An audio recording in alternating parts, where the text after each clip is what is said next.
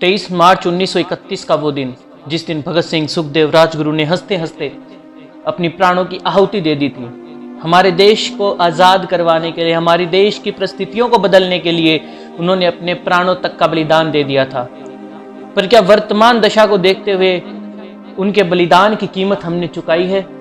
नहीं। उनका जो सपना था, उस सपने को हम साकार नहीं कर पाए हैं दोस्तों। आज उनकी शहादत दिवस के ऊपर माफीनामा उन्हें प्रस्तुत करने जा रहे हैं। उम्मीद करते हैं आप इसे ध्यान से सुनेंगे और अपने आप को इस काबिल बनाएंगे कि हम उनके सपनों के भारत का निर्माण कर सकें। भगत, ये पत्र नहीं माफीनामा है, या ये कह लो कि मैं तुम्हें बताना चाहता हूं कि तुमने यूं ही शहादत दे दी। मैं तुम्हें बताना चाहता हूं कि तुमने यूं ही शहादत दे दी, यहां कुछ नहीं बदला।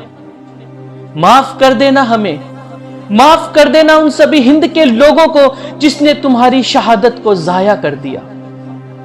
माफ कर देना उन सबको जिनके भगत सिंह सिर्फ एक हीरो लगता है। माफ कर देना उन सब लोगों को जिन्हें भगत सिंह सिर्फ एक हीरो लगता है। माफ कर देना उन दिखावटी लोगों को जिन्होंने कूल लगने के लिए टी शर्ट पर तुम्हें छपा लिया लेकिन दिल में नहीं बसाया। माफ कर देना उन सबको। शुरुआत उस दिन से करता हूं जब तुम्हें आखिरी सांस लेनी थी।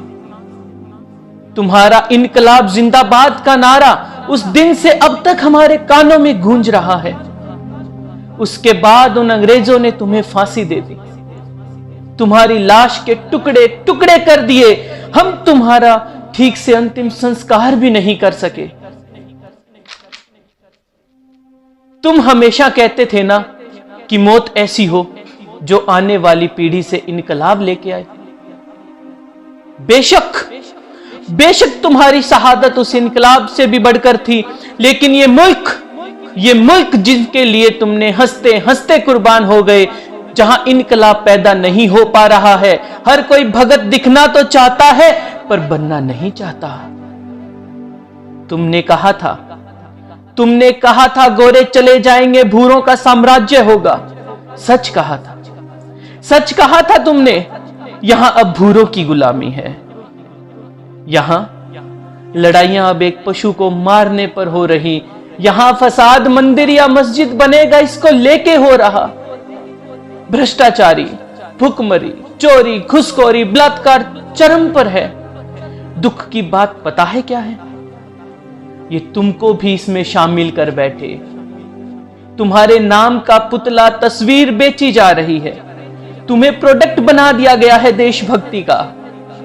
लोगों को लगता है सिर्फ लड़ना ही भगत बनना है। उन्हें यह नहीं मालूम कि भगत बनने के लिए घर, प्यार, परिवार सब कुछ त्यागना पड़ता है।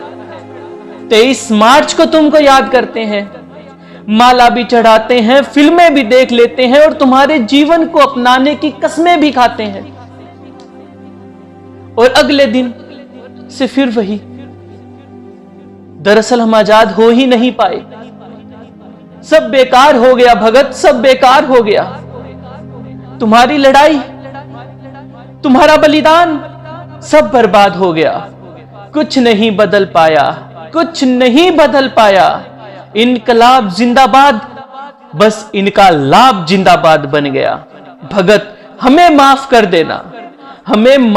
देना भगत। हमने तुम्हारी शहादत को जाया कर दिया। विनती करता हूं कि दोबारा मत आना हमारे मुल्क, और आना तो वैसा बनकर जिसकी कल्पना तुम करते थे। इश्क करना, घर बनाना, लेकिन इनको बदलने की कोशिश मत करना, क्योंकि इनको गुलाम रहने की आदत है। हमें आजाद भारत के गुलाम हिंदुस्तानी बनकर रह गए। हम सब आजाद भारत के गुलाम हिंदुस्तानी बनकर रह गए। भगत, हमें माफ कर दो। हम तुम्हें तुम्हारा हिंदुस्तान नहीं दे पाए, हम भगत नहीं बन पाए। दोस्तों, भगत बनने की कोशिश करें, उनके विचारधाराओं को फॉलो करने की कोशिश करें। उम्मीद करते हैं दोस्तों आपको हमारी ये वीडियो पसंद आएगी। लाइक करें, शेयर करें, कमेंट करें और दोस्तों ज़्यादा से ज़्यादा इसको पहुंचाने में हमारा सहयोग करें। धन्यवाद दोस्तों।